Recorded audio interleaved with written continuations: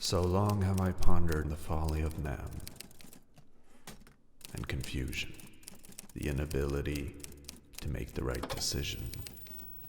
I myself am guilty, and everyone's been talking, buying.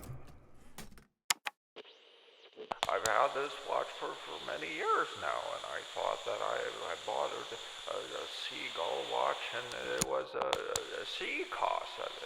I found that out only yesterday. As your president, I've opened the door to China. However, as president, I have never, nor will I ever endorse such a watch. I've never heard of it. This production plant in Tianjin has become an obsession. And as your president, I ask you all to bury this question. There isn't a question.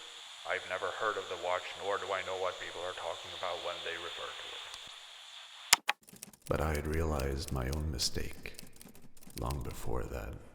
However, in my case, I just went ahead and bought it anyway, because I wanted to find out, and I wanted to solve the mystery of the 63.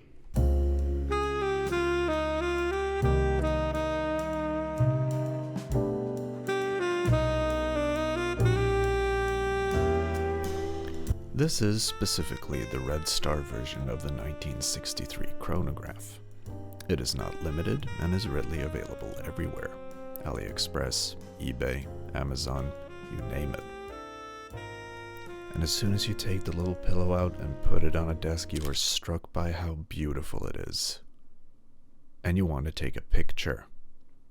No, as a matter of fact, you want to have a whole photo session with the unboxing.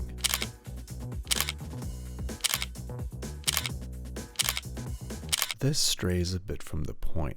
What is this watch? The hands are blue, the chronograph's second hand is red, the applied indices are gold. The logo on the dial is a red star with a gold stroke. And even though this is a red star, it still has the Seagull movement, just like every other model. So let's talk a little bit about dimensions. This particular diameter is 38 millimeters, but there are models that also exist in 42 millimeters. Lug to lug, 46. The lug width is 18 millimeters and the thickness is 14.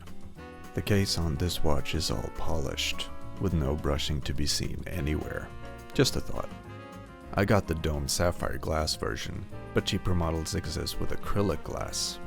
And if you get acrylic glass, it will scratch more easily.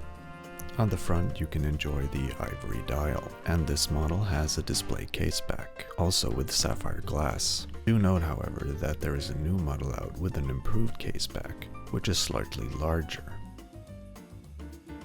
And speaking of the display case back, let's take a look at the innards. The caliber of this particular watch is the manual non-hacking 21 jewel Seagull ST19. 45 hours power reserve, and it beats at 21,600 bph. And since this is a manual, every time it winds down, you get to wind it back up. And now let's take a look at what it looks like on my wrist. And my wrist is, as you all know, 19 centimeters, or 7.48 inches, or 0.000944 furlongs. And I would also like to take a moment and just discuss why this isn't the real watch. The sapphire glass, the display case back, is all wrong. Plus, as I've said in a previous video, if you want an official, real Sea-Gull watch, you go to the Seagull official website or their official store on AliExpress. The interesting thing about this watch is that it is an absolute sensation. It is everywhere, and they cost around $200 for the acrylic version and slightly more for the sapphire, but prices vary between sellers. Check eBay. You also have variations of the variations in the forms of HKED, Mercure Fod, and Pierre Paulin. And it is a great watch.